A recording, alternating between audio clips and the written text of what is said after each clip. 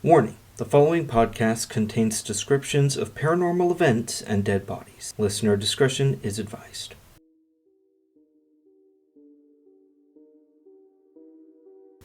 All around California, there have been reports of strange creatures, unexplained phenomena, and chilling stories dating back centuries.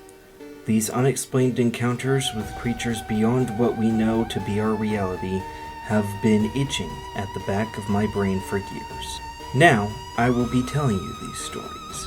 From the ghosts of Whaley House in Old Town, to the Munchkins of La Jolla, to the Chupacabra of El Monte. This is the California Cryptid Cast. First, we must identify what a cryptid is. According to the Cambridge Dictionary, a cryptid is a creature that is found in stories and that some people believe exist, or say they have seen, but have never been proven to exist. Famous examples of cryptids are Bigfoot and the Loch Ness Monster. People who research and do their utmost to prove that cryptids are real are called cryptozoologists. Unfortunately, I am not one of these. I am just a simple person who finds these stories fascinating. Our first ever story on this show will be one of the most famous Californian cryptids, the Proctor Valley Monster. I will be telling a dramatized version of the events described by third-party sources. So get cozy, grab a drink, some snacks, and a stuffed animal for comfort, and let's dive into the horrors of the Proctor Valley Monster. Summer 1960. A teen couple were driving home from a party in Chula Vista, back to the small town of Jamul. The two were listening to a mixtape the boy had made for his girlfriend, and the two were having a great time, drunk, late-night driving on the lone dirt road known as Proctor Valley. The dry grass on either side of the equally dry dirt road cast ominous shadows in the car's headlights. The singing and talking from the lone car made for the only noises of this quiet night. Maybe it's because he was drunk and he couldn't see. Maybe it was because he was distracted by his love's beauty. Maybe he loved the song blasting from the car's speakers so much that he was too busy singing. Maybe it was all three. But whatever the case, the car swerved. The boy lost his grip on the steering wheel. The couple's car swerved to the side of the road, running over a rock or a nail and hitting the trunk of an old tree. The tire hissed with the sound of a death rattle. The couple sat there as the music continued to play from their now still car.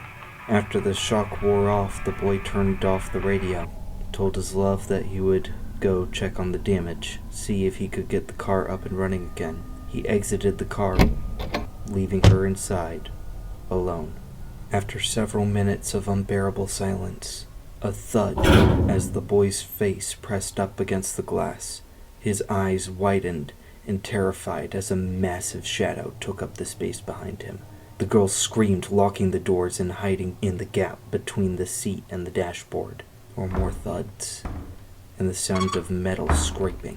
Then more unbearable, heavy silence, only permeated by her short, terrified breaths, and a faint, repetitive tapping sound on the roof of the car. 3 hours later, police found the car and the girl inside it.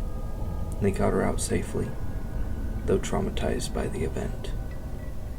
As she stepped out of her car, the first thing she noticed was the massive humanoid footprint in the dirt in front of her door. Then she noticed the paint on the door was scratched, as if her boyfriend had been scratching against the car.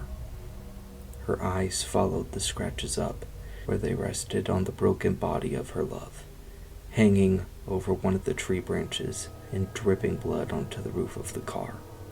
In the next few decades, the story has evolved, including reports from a local radio DJ that the creature has similarities to a minotaur, with massive cow horns standing at 7 to 8 feet tall and extremely muscular.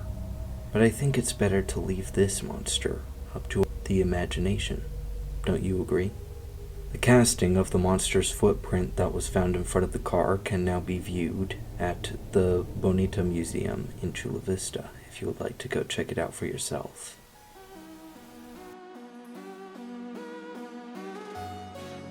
Thank you for listening to the first episode of the California Cryptid Cast. I have been your host, Blaze.